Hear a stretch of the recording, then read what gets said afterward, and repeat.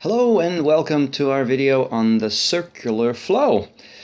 The circular flow model in economics really paints a picture of how an economy, perhaps even a world economy, works. Of course, it's a simplified way of describing how things work in the economy, but it's pretty effective. And so let's take a look at how things work. Let's suppose that you have 30 people who are shipwrecked and they have to swim to an island. There is no activity on the island. There are some resources and trees and coconuts and things like that on the island, but other than that, there's nothing on the island. So these 30 people really are trying to survive, and they're starting an economy. So what has to happen first? So the very first thing out of nothing for an economy, what has to begin? Well, if these people have to survive, they have to eat, they have to look for some shelter. So these 30 people will have to start organizing and perhaps splitting up into different groups to really produce things. So these early producers are really what we now know as businesses or corporations or small businesses or whatever you want to call them. So in the blue block here, we put what we call businesses. And of course, what do businesses do? They produce products, and they produce the products for the people. So let's call those people our households. So the households we put in the green block.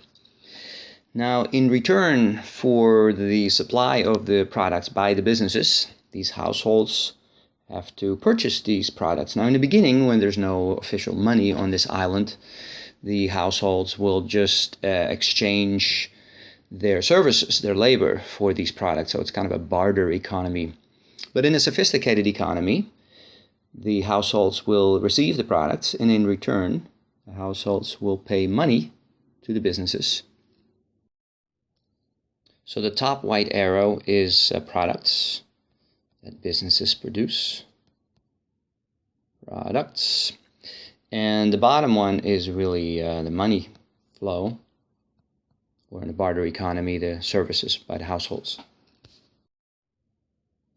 Also, in a sophisticated economy, officially what happens, of course, is the households are providing their services, their labor services, to the businesses. And in exchange for that, businesses, of course, pay these households wages and salaries and so forth. And what we see here is really the economy in its most simple form, with just businesses and households. But if we want to make it a little bit more realistic, we know that a modern economy also has government functions.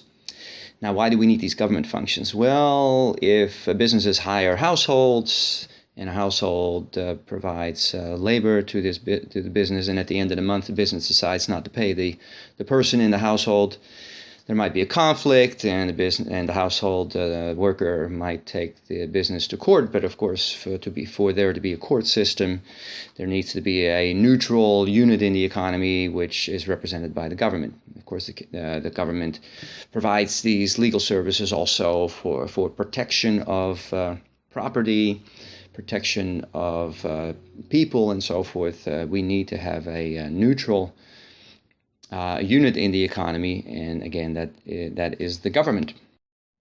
So the government provides these services to households, provides services to business, and then of course somebody has to pay the government to provide these services, to pay the government people. And so these arrows back are really taxes from businesses to the government and from households to the government. So now it's looking a little bit more like our actual economy, a little bit more realistic. The only thing we've left out so far is the fact that there are foreign markets. So if we're stuck on an island, these foreign markets, these foreign countries might be other islands that once we get a boat or other means of transportation, we can actually start trading with these foreign countries. So let's say that these two blocks represent foreign countries.